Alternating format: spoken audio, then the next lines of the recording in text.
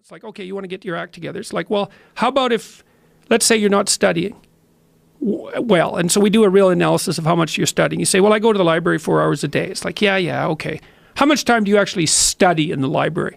Well, you know, I waste time. I have to travel there. I look at my phone. It's like, okay, well, how much? 15 minutes? Half an hour? How much is real studying? Well, maybe we figure out it's 15 minutes. Say, okay, so what you're going to do for 1 week is you're going to study for half an hour. That's all. You don't get to go to the library for 4 hours. You have to sit down. We'll figure out a time, 10 o'clock in the morning, whatever. We'll put it in your schedule. Try to study for half an hour, no more. And then just come back and let's have a conversation about how well that worked. And people will come back and they say, well, you know, I managed it 4 days. And one day I went over and one day I couldn't do it at all. It's like, okay, that's better. Instead of 75 minutes of studying, you know, 15 minutes a day for 7 days. What is that? 15, 70, 105 minutes. You've managed about 210 minutes. So you've already produced an improvement of 50% in your bumbling, horrible way. You got a 50% improvement in 1 week. It's like, that's deadly. It's like, so in the future authoring program, what we ask people to do is, well, think about your life along 6 dimensions. What do you want for your, so the goal is this, you're going to take care of yourself. You're going to have a life in 3 years that justifies its suffering. That's the goal. So you can invent the damn life, but you have to think what you would be satisfied with so you wouldn't be all bitter and resentful. It's like, okay, what do you want from your family? What do you want from your friends? How are you going to educate yourself? What do you want for your career? How are you going to use your time outside of work? How are you going to handle drugs and alcohol and other temptations like that? How are you going to keep yourself mentally and physically healthy? And these are open questions. Like, you get to answer them. The idea is you can have whatever you want, but you have to figure out what it is. It has to be realistic, and you have to figure out what it is. It's okay, so now develop a vision. What's your life going to be like in 3 to 5 years? So you write it down. Then we do something else, which is, okay, your bad habits and your resentment and your bitterness and all of that, your procrastination gets completely out of hand, and you auger down, and you're in your own personal version of hell in 3 to 5 years. What does that look like? Well, everyone knows that. It's like everyone can look into the future and think, well, if I keep going on this dark path, this is where I'll end up. Well, then you've got little hell outlined for yourself to run away from, and you got a little heaven outlined for yourself to run towards, and then you're motivated. Because sometimes, you know, you're just hopeful. I would like a good thing to happen. It's like, yeah, but, you know, I'd like to drink half a bottle of whiskey tonight too. It's like, so which is it going to be? Well, just being hopeful about the future might not be enough, but then you think, oh, I see, like, there's that little hell thing that I outlined that's waiting for me. And maybe I'm afraid of taking the next step forward because it's demanding and challenging. It's like, yeah, I'm afraid of that, but I'm way more afraid of where I might end up if I don't get my act together. And people should be. That's why there are conceptions of hell in so many religions. It's like, hell's a real place. Whether it's eternal, that's a whole different question. Whether it's waiting for you in the afterlife, that's a whole different question. But if you've never met anyone in hell, you haven't lived very long. You haven't had your eyes open. Yeah, it's undeniable. My experience is with people that we're probably running at about 51% of our capacity. Something, I mean, you can think about this yourselves. I often ask undergraduates how many hours a day you waste or how many hours a week you waste. And the classic answer is something like 4 to 6 hours a day. You know, inefficient studying, watching things on YouTube that not only do you not want to watch, that you don't even care about, that make you feel horrible about watching after you're done. That's probably 4 hours right there.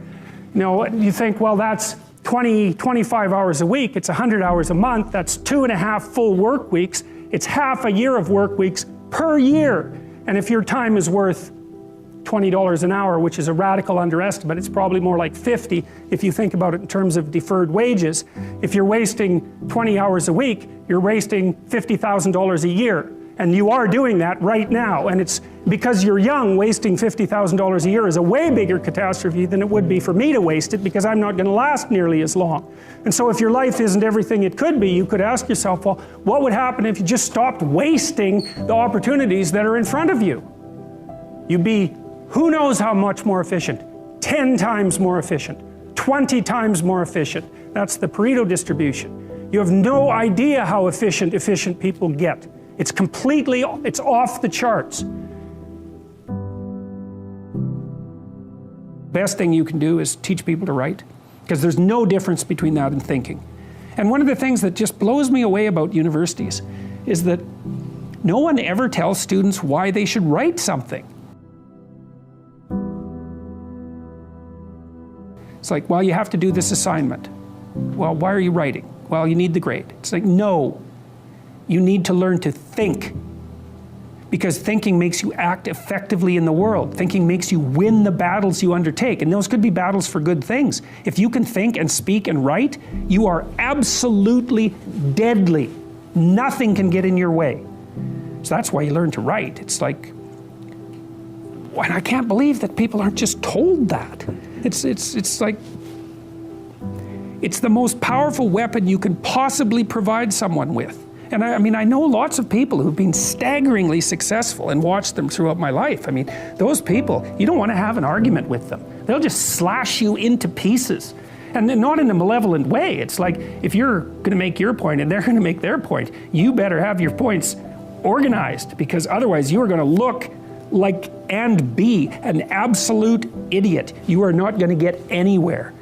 And if you can formulate your arguments coherently and make a presentation, if you can speak to people, if you can lay out a proposal, God, people give you money, they give you opportunities, you have influence. Make a schedule and stick to it. Okay, so what's the rule with the schedule? It's not a bloody prison. That's the first thing that people do wrong. They say, well, I don't like to follow a schedule. It's like, well, what kind of schedule are you setting up? Well, I have to do this, then I have to do this, then I have to do this, you know, and then I just go play video games, because who wants to do all these things that I have to do? It's like, wrong. Set the schedule up so that you have the day you want. That's the trick. It's like, okay, I've got tomorrow. If I was going to set it up so it was the best possible day I could have, practically speaking, what would it look like? Well, then you schedule that, and obviously there's a bit of responsibility that's going to go along with that, because if you have any sense, one of the things that you're going to insist upon is that at the end of the day, you're not in worse shape than you were than at the beginning of the day, right? Because that's a stupid day.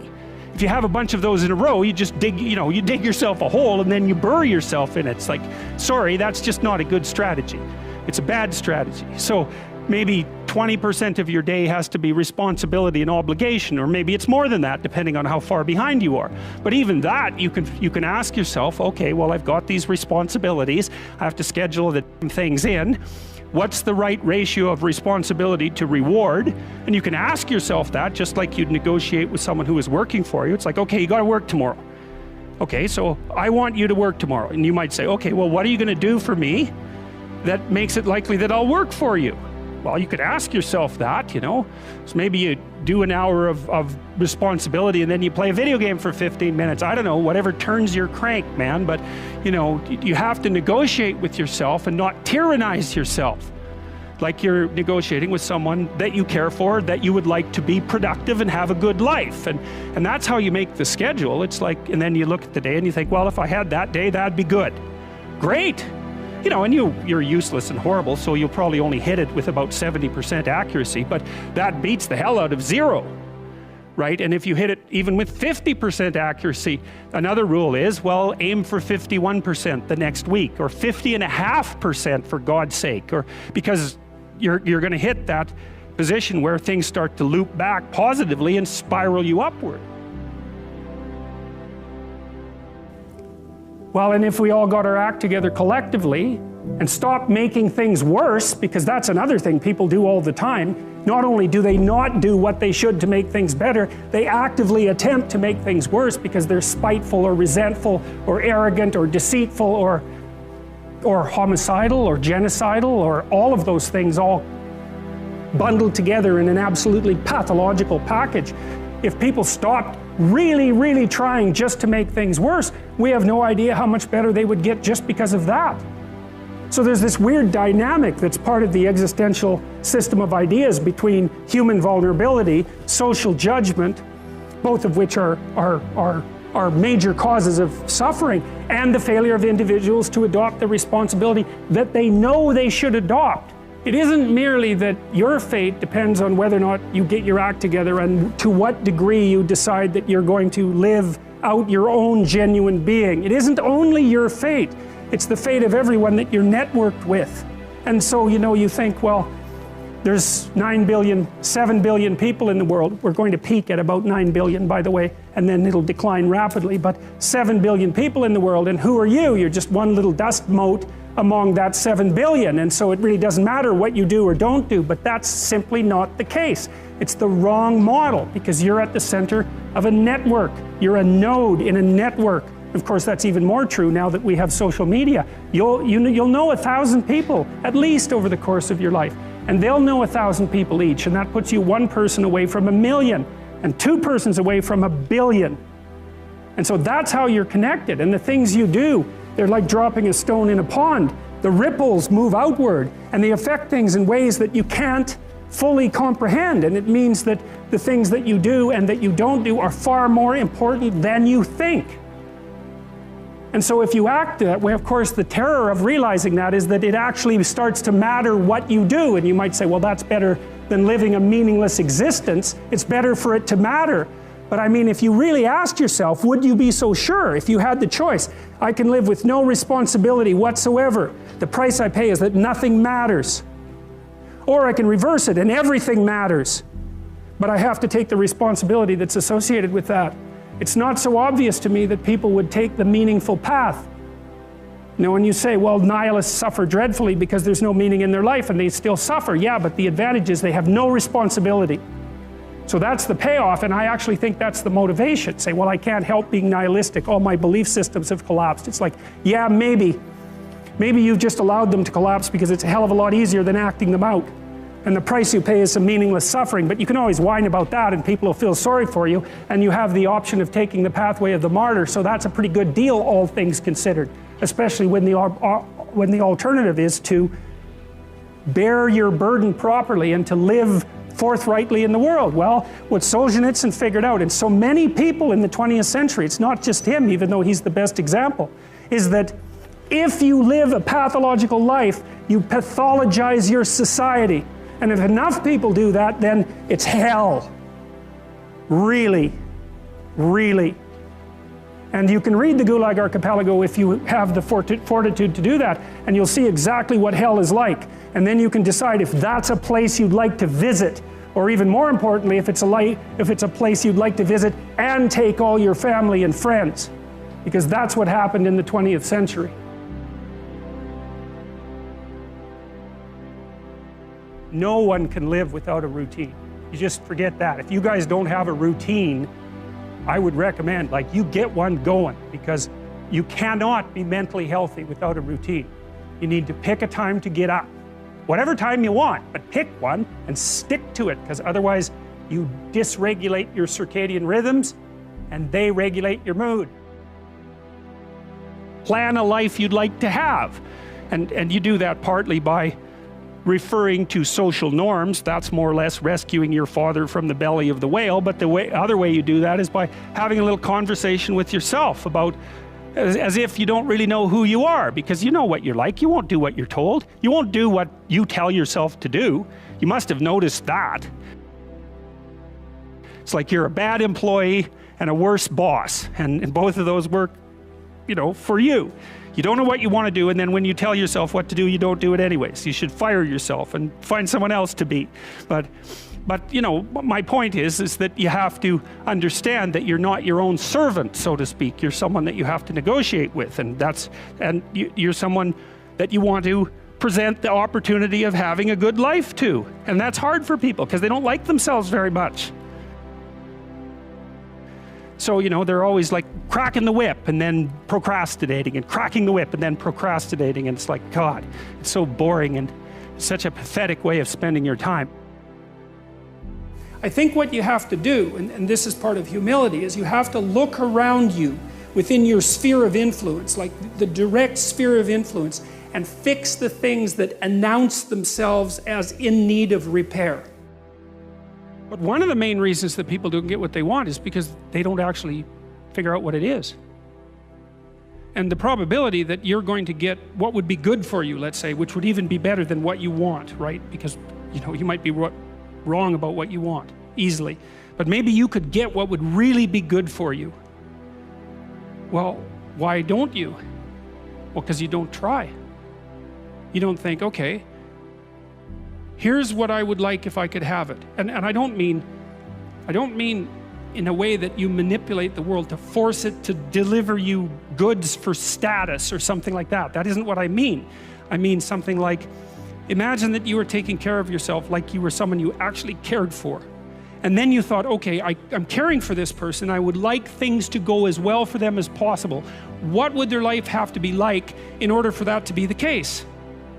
Well, people don't do that. They don't sit down and think, all right, you know, let's figure it out. You've got a life. It's hard, obviously. It's like 3 years from now, you can have what you need. You got to be careful about it.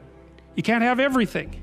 You can have what would be good for you, but you have to figure out what it is, and then you have to aim at it. Well, my experience with people has been if they figure out what it is that would be good for them, and then they aim at it, then they get it. And it's strange because they don't it's a strange thing. It's not quite that simple because, you know, you may formulate an idea about what would be good for you, and then you take 10 steps towards that and you find out that your formulation was a bit off, and so you have to reformulate your goal. You know, so you're kind of going like this as you move towards the goal. But a huge part of the reason that people fail is because they don't ever set up the criteria for success. And so since success is a very narrow line and very unlikely, the probability that you're going to stumble on it randomly is 0. And so there's a proposition here, and the proposition is, if you actually want something, you can have it. Now the question then would be, well, what do you mean by actually want?